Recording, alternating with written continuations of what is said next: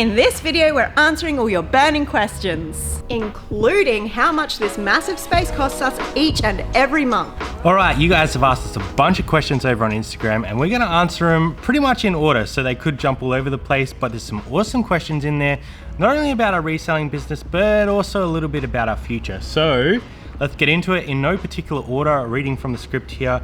Is it nice having half your house back after moving stock to the warehouse? Yes. Absolutely. It's been, it was a long time that we had the stuff in the house, and it was getting to a point where it was not manageable anymore. So we're actually thinking about getting a storage unit before we went into this crazy adventure, and it was definitely the right time. We definitely outgrown the space, but now we have a 4-bedroom house for 2 people and 2 cats. Yeah, we haven't really furnished that area that's empty now. We just revel in it being empty. It's definitely nice to have sort of a clear delineation between work and home. Yeah, and we loved working at home, but once it got too crowded, we really lost the pros of working at home, and it just wasn't doing it anymore. It's very, very nice to have that space back, and now we have too much space. Yeah, we do. Next question, what are your favorite and most hated things about reselling? That's tough. I think for me, the favorite part of reselling is we sort of control what happens. So obviously, obviously the hated part of being a reseller is eBay when it's not doing what you want it to do, or they're changing things on the back end, or search functions change. That creates a bit of problems. But I also like the ability of us being in control of our future, in that whatever we put into this business is essentially what we're going to get out of it. So to sum up, the best part is we're self-reliant, but the worst part is definitely that we're self-reliant. Yeah, there's no one else that's going to make the money for us. So if we have a bad day or a bad week, that affects us directly. There's no one to pick up our work for us. So yeah, there's challenges, but there is massive rewards about being a reseller as well. Next question, any tips on promoting your items to get them to sell? I use Twitter hashtags.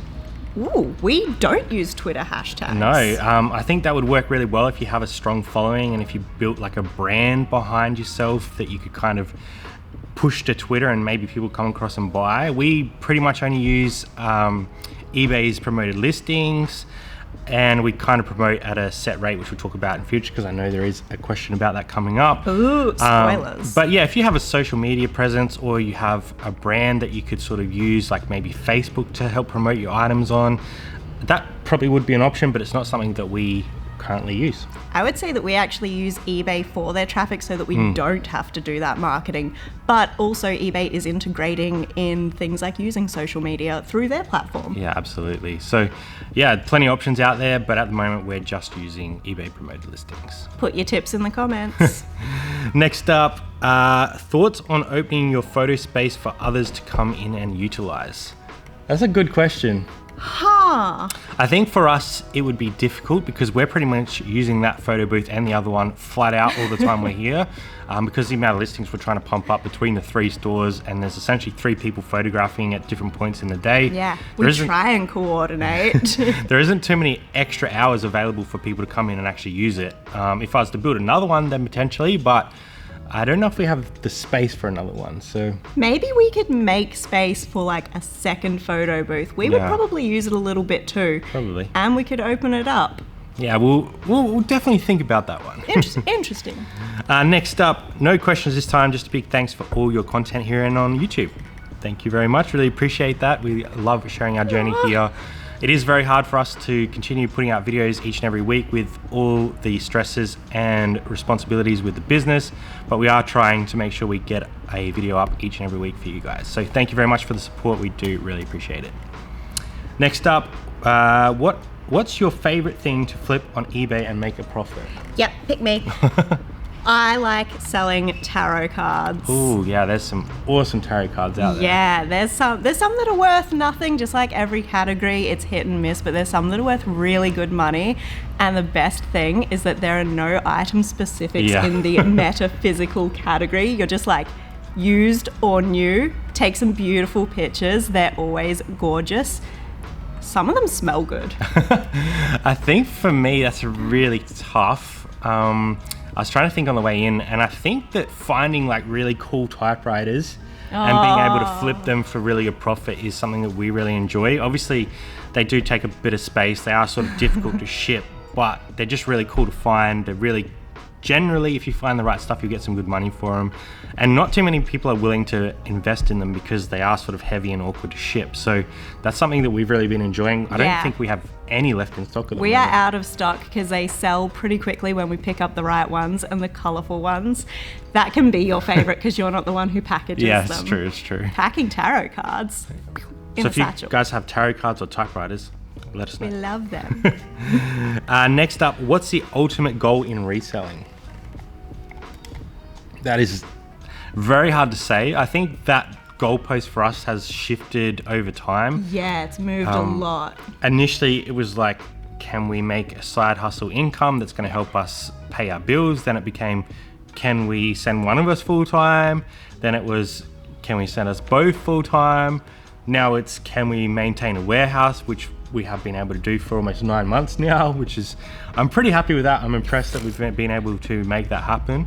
Long term, I think for it to run itself a bit easier so that we don't have to be so involved in the business. Like, we're essentially touching every part of this business. And for us to head out on the road in the future, we're going to need to take a step back in parts of the business, which we haven't really worked out how we're going to do. We're hoping that long term we'll be able to afford to hire people and pay them a good wage to essentially take over our roles for that period of time when we're on the road. But we haven't really discussed it in depth yet.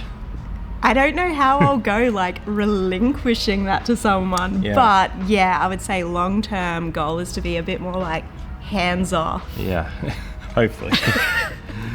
Next up we have, do you promote your listings? Yes. So there's a lot of debate around promoting listings and whether you should and shouldn't, and I don't think there's a correct answer for every single type of item, because there's going to be some items on the market that you don't need to promote. Like, you found a really rare item, there's none listed, there's really good sell-through rate, so you probably don't need to promote that item. But in general, and for us, I think promoting is very important. We promote at trending with a cap of 9%. Yes. Which means that not all of our items are going to sell at 9%. Some of them are going to go for 2%, some are going to go for 7%, some will go for 9%. So I think across the board, we're paying about 17% fees. That's inclusive of the eBay normal fee for selling things, plus the promoted cost. This works for us because we're selling across a huge range of categories, so we're really working on that average. So we are not at all recommending that you go out and copy that, but have a look at which categories you're selling in, because some of them you've got to promote a bit harder than others. Some things you might not need to promote at all. And the reason behind promoting is they have specific spots within the top 20, and it depends on the category of how many will slot into those top 20. So if you want to be seen in oversaturated markets, promoted listings is a really good way to get that, especially if you're a smaller seller and you don't have that sort of sell-through history or that big store that has that history that eBay like to see. You can use promoted listings to get yourself higher up in ranking. I think it's really important to do your own research in that, because some people say only promote at 2% flat. I don't really agree with that. I think that there's different categories that require different things, and I think it's really important that you do your own research and try a few different things to work out what's going to work best for your stock. At the end of the day, eBay is pay to play. Or we can go make our own websites and do all that marketing instead. Yeah, well, that'll be interesting. Did you share how you created your warehouse photo setup? I want to recreate it. We wanted to, and we planned to do a big video breaking down the steps, but when we were moving into this space, we were like, so busy. Should we have a quick look right now? Let's go look. Okay, essentially all this is 12mm MDF that's been put on a frame. And then we have put on top of that some core flue. So we've actually used some Velcro to put that on top. And then this top layer is some white velvet that we got at Spotlight. We were a little worried that this would get real dirty, putting used clothes on it, but we have never ever washed this. We have a little hook at the top with our coat hanger so that we can hang things down on this area. We don't have to like reach to hang something up, but 90% of things we throw in here, they just stick on. Like so. And then I built this little stand so we could adjust the angle of it. It just kicks it out and there's a bit of a stop there so it doesn't slide forward. I also built a little shelf here so you can put your phone down when you're taking photos so you don't have to stop and start again. So essentially this just took me a couple hours to build. I bought all of the products from Bunnings and slapped it together here in the warehouse. And our small goods setup here is essentially just a blind on some core flue, again on a wooden stand that we built up. So behind this is just 2 uprights and it is secured into the uprights. Okay, next question. What percentage of your stock do you sell on a monthly basis? What percentage do we sell? So it depends on the store. So the new DVD store is ticking along quite well. I think we have about 300 listed and about 220 sold, somewhere around there. So that's a pretty good sell-through rate on that one. The main store is currently straggling a little bit because we have been pumping a lot of long tail CDs into that store, which is sort of tanking the sell-through rate on that one. So we have about 1,600 solds and 7,600 listed, which is about a 7% per month sell-through, which means if we put no more stock into that store, it would take us about 12 months to sell through. So that store is probably going to get a bit better because we are going to be removing some older stock from there. It's just something we haven't had a lot of time to put into when we've been growing this new business. We need to add listings into the store rather than taking them out. But everyone's sell-through is going to be quite different depending on category. So the main store we're not too worried about because of the stuff we are putting in there is generally low cost. There are some stuff that sells really quickly on that store, and then we do have some long tail items as well. Ideally, I would like that to be a lot closer to sort of 5,000 listed and 3,000 to 4,000 sold, but hopefully we can continue to adjust that store and grow it as we grow as well. Any comments? Next question. Burning questions. How do you light a fire without a lighter? Flint. Do you know what? My rage fire is just always simmering, so it's not a problem. Next question. To sell postage, paid or buyer pays postage? Sold my first 3 items and postage was massive. Firstly, congratulations on your first 3 items. That's awesome. We love hearing those stories. I think for new resellers especially, plus post is the best way to go, especially until you learn how much things are going to cost you. Yes. And I don't think there's a huge difference in Australia for buyers. I don't think too many people will only buy included postage, free postage.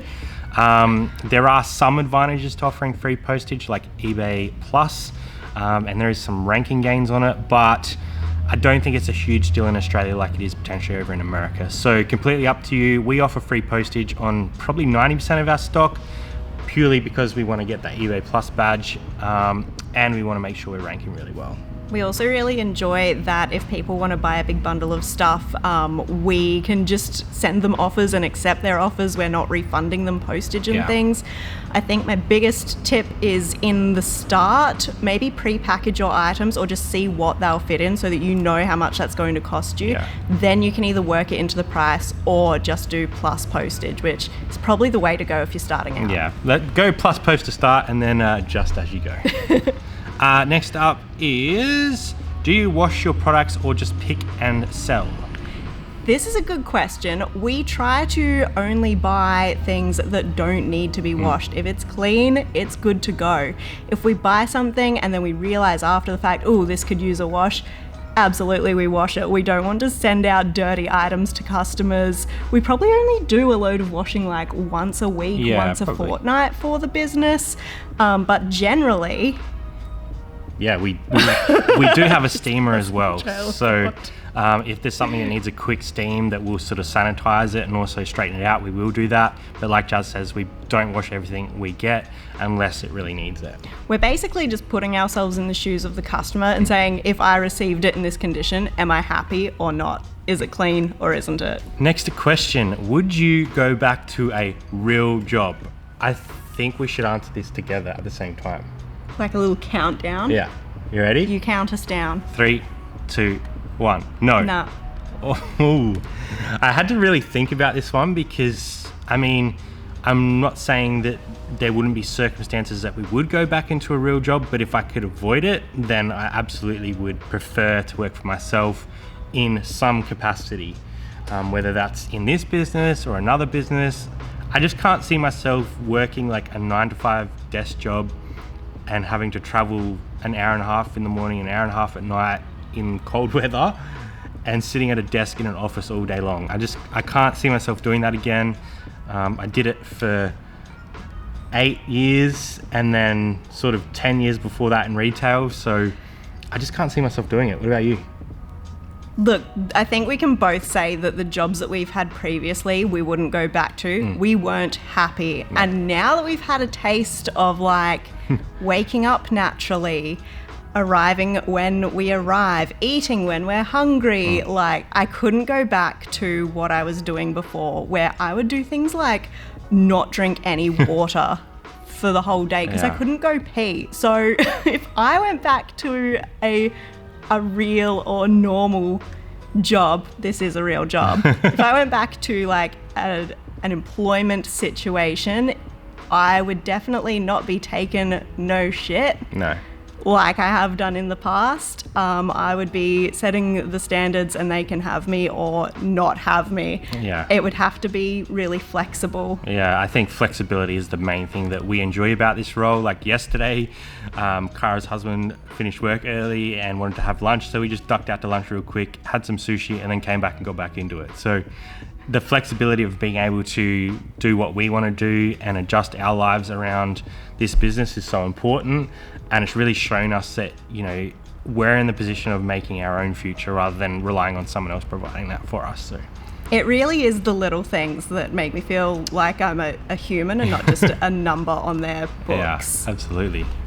Let us know what you guys think about that as well. If you're doing this full time, would you go back to a real job or not? Because I think once you're out and you're doing it yourself, you can see there's ways of making money and you're not relying on someone else providing that money for you. So, but it has its own stresses as well. Look, there are benefits to being employed. 100%. I would just be setting a whole lot more stipulations if I were to go back to that. 100%. Next up, will the Lions win the premiership?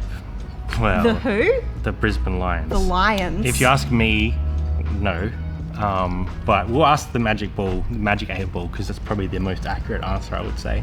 Will the Lions win the premiership? It looks like yes. Wow. Okay, you've heard it here first. Not financial advice, but you know, if you want to put 5 on Brisbane to win the premiership.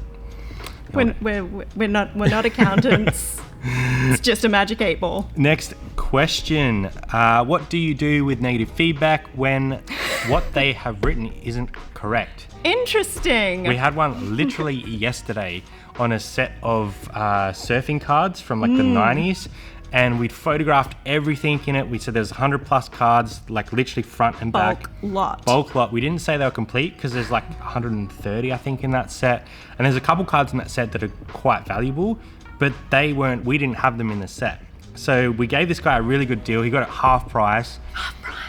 Crazy. He got them and he said, oh, you should have put in the listing that you didn't have the 3 IT cards.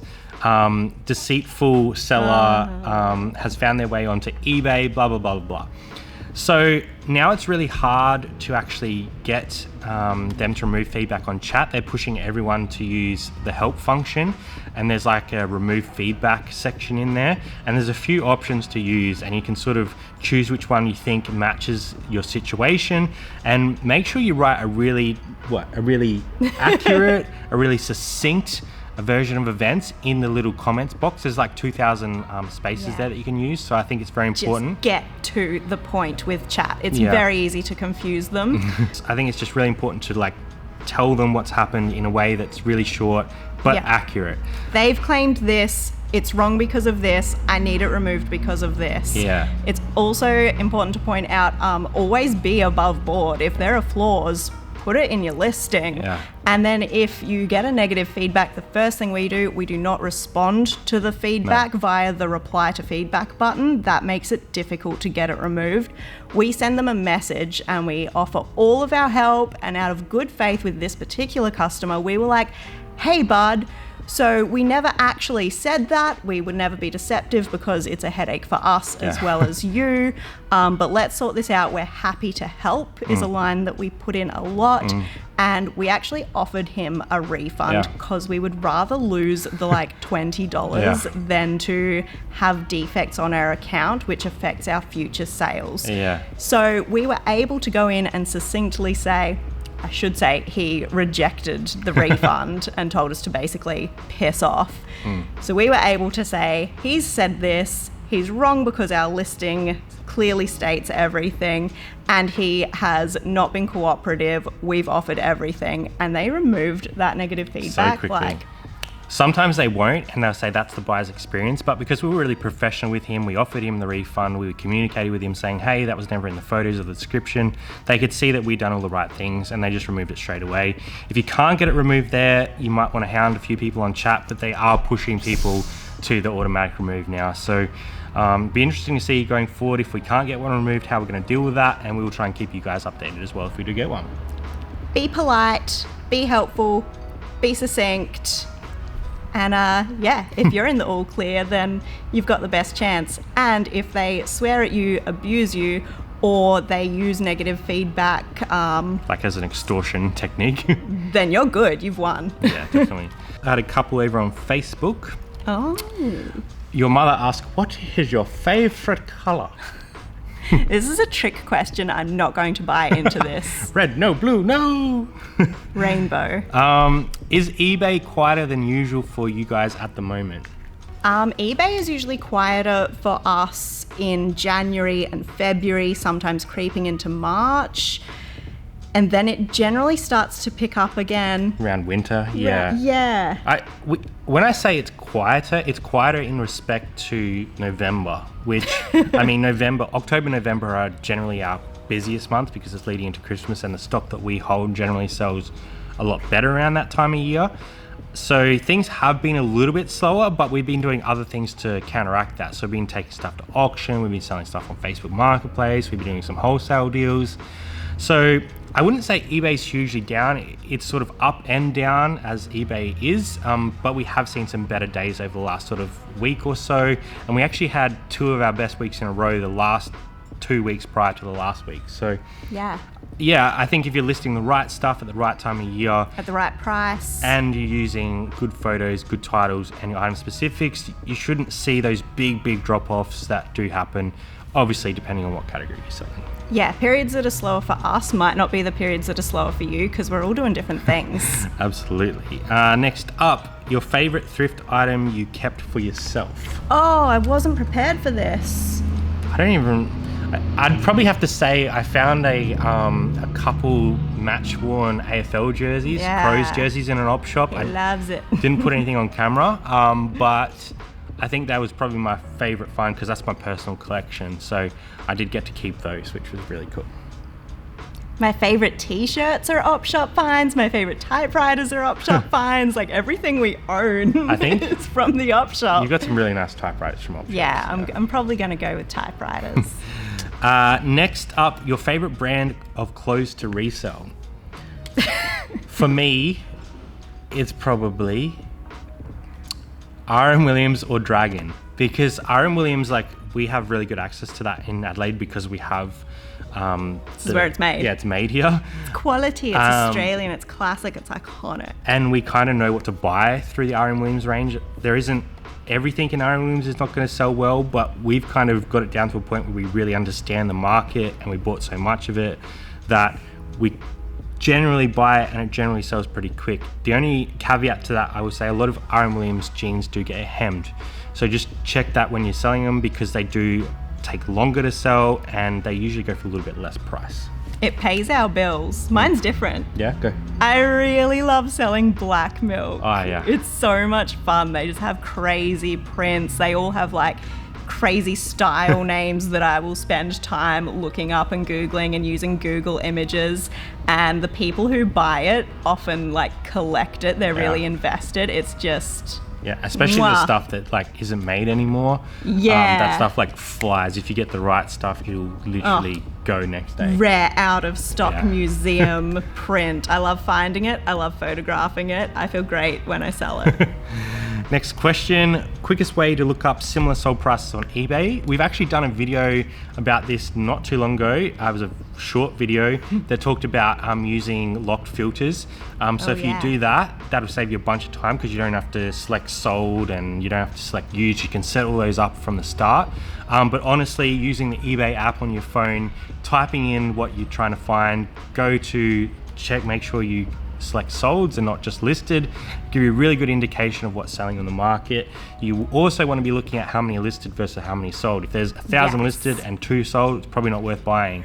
If there's 1 listed and 500 sold, then that item is going to sell so quickly. Have you ever seen that? No. I think the only one we've ever had that had like literally no listings and there was heaps sold was that book we found. I can't remember what it was. We've had a couple of books that we've looked it up and gone, oh, there's none listed, this must be shit. And then you filter to sold and it's like, oh. Yeah, the grail. That's what you want to find out in a thrift. If we can't see it on eBay though, doesn't mean we give up on it. Sometimes we just Google stuff and you can find some bangers. Yeah, there's other platforms that sell items. Well, Amazon is a good one. Second last question. Hi, what are your top best-selling brands of jeans? Of jeans? Yeah. Go. Levi's. Yeah. R.M. Williams. R.M. Williams. Nudies do pretty good. Dragon jeans we find less of, but they are for motorcycles, so it's like specific. People look for that. Did you say Levi's? I did. That was the first one. What else is there? What else do we sell a lot of? We once did a live stream just about what jeans we sell, and we talked for an hour about brands of jeans. Diesel and G-Star, there's specific ranges within those brands that are really good, like Diesel Larky. Whenever we get those, they sell really quickly. G-Star, you have to be a bit careful because there are such a wide range of G-Star. They're an interesting style. Yeah, and within that, there's different shapes of G-Star as well. So do your research. But there's plenty of brands out there that we don't sell that do quite well on eBay. We have a kind of an aim for a higher ASP because of our overheads, which we'll talk about next. But yeah, there's tons of jean brands out there that do really well. Older Lees do really well, like Vintage Lee. Vintage Lee, Vintage Wrangler. Yeah, there's so many different jeans. Evisu, if you can find it and it's real. Yeah. Maybe we should just pop up a list. We'll add a couple more in here so you can keep an eye out. I think that's about 6, so we probably need 4 more. All right, let's get into how much this warehouse is costing us on a weekly and monthly basis.